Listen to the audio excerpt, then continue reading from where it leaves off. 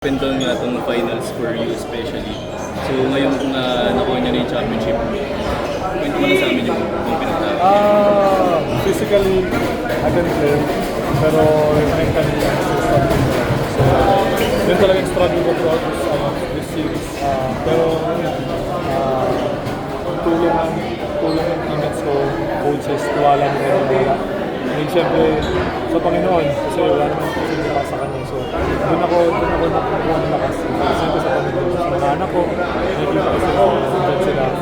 So, yung papalala sa akin, sila yung tumutulong sa akin, sa yung wife ko din, laking tulong sa akin, especially my wife. I know, sobrang hirap moving forward, pero yun nga, sinabi ko sa last interview, I'm seeking help, I'm trying to fix myself para moving forward, hindi na nangyari na. Sana magawa ko ng maayos. Sana din yung mga nahihirapan din mag-speak up. Sana wag sila matakot. Kasi mas mahirap yung hinayaan nyo lang yung emotions nyo nung dyan lang, diba? Mas maganda kung kahit pag-usap kayo, kahit hindi mo sa professional, meron kayo kaibigan na kausapin kayo.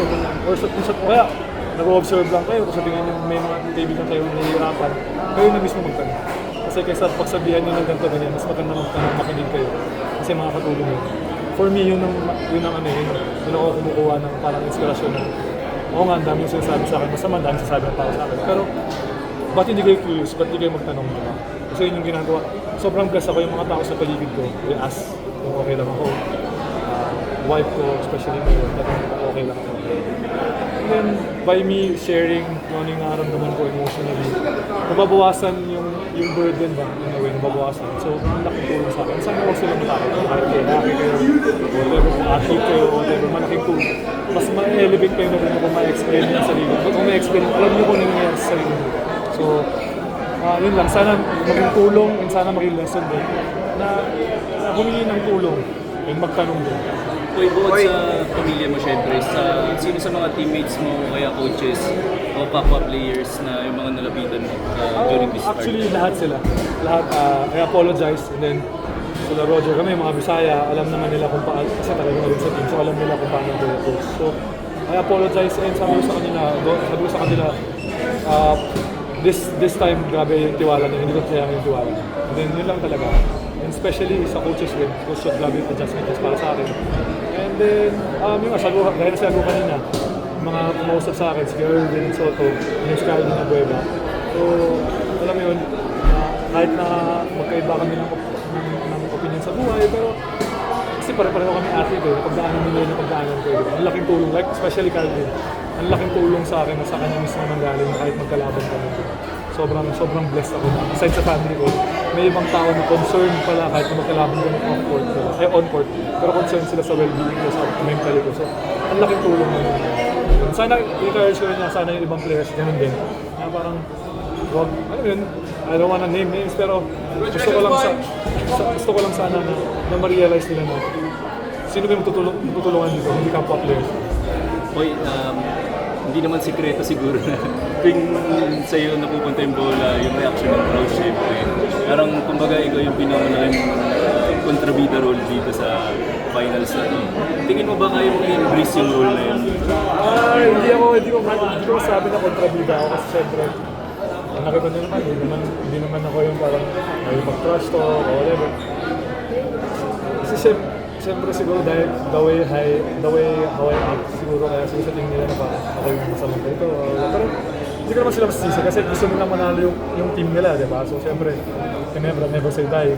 Kahit saan ka pumunta, Ginebra, di ba? So, wala nang, ang akin lang talaga, I need to block out those noises and then wag lang ako gumawa ng yung emotion ko kailangan ko talagang i-maintain. Not too high, not too low. Kailangan sa gitna lang. So, yun talaga. Alam naman namin kung gaano ka kapait dito. Nagulat ka ba na si Calvin yung pinausap ka rin at mga concern din sa'yo?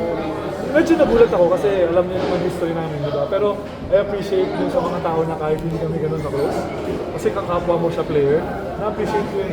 Kahit kasi Troy, yung asawa ni Troy tsaka si Troy, sobrang na-appreciate yung mga ganung bagay kasi napagdaanan nila eh. So for me, sobrang thankful ako na kahit na magkakalaban kami, nandyan sila para sa well-being ko, mentally I'm okay, ganyan, concerned sila sa akin. So sana ganun din yung iba.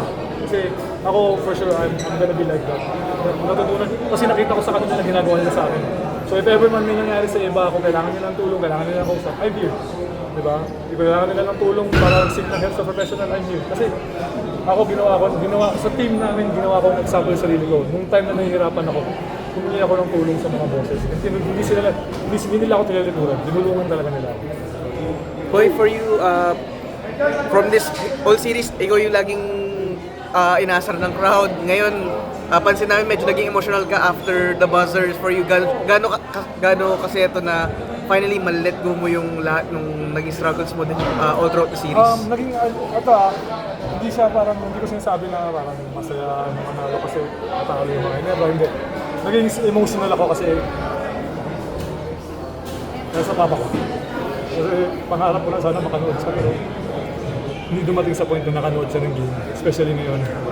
Sa pinagdaanan ko, sa pinagdaanan ng dalawa, sobrang nakakalungkot. Kasi yung naisip ko nung tumunog na yung buzzer, yun yung naisip ko, sana nandyan siya. Yung sana pagtingin ko sa crowd, nandyan yung magulang ko.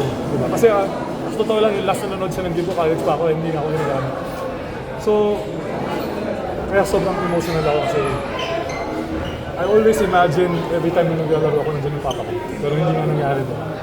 So yun lang yung totoo. Nahirapan lang ako, naging emotional ako kasi wala, yung nag-iisang pangarap ko naman na makanood siya na hindi nangyari. Sabi mo na si Glenn Cocontin, yung player na nakasagutan mo, siya pa yung sasagutan mo dito sa akin. Thankful ako sa kanya. Lagi ko kasi sinasabi sa kanya. Every time na makakashoot siya, push siya sa amin. Every time. Sabi ko sa kanya, bubuti lang matigas ulo mo kanina, matapang ka. Ginamita mo ng tapang. Kahit anong mangyari. Kaya na ito na yung series Game 7, patapos na kahit anong mangyari. Diba? Kailangan naman bibitaw ka ba. So sabi ko sa kanya, maraming salamat kasi naging matigas ulo mo, naging matapang. Sabi ko, maraming salamat kasi hindi mo ako iniwan sa taas. Hindi mo ako iniwan sa ere.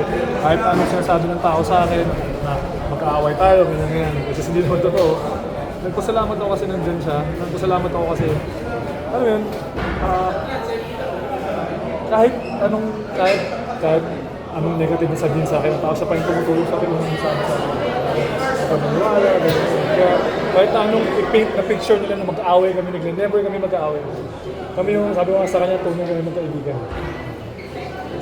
Troy, kasi ka kayo. Kanina hindi. Siyempre, sign of respect. Kailangan seryoso ka talaga kasi competitive sport basketball, diba? So hindi pa, pero for sure mag-usap din kami. Uy, yung Grandstone na pag-uusapan na yun na yung next goal. Feeling mo doon na all Filipino kayo going for that Grandstone. Actually, kung hindi nyo nabanggit, hindi ko naman maisip. Pero this I can say, we will enjoy this. And then when time comes na all Filipino, then we'll focus on that. For now, we're gonna enjoy this. Thank you.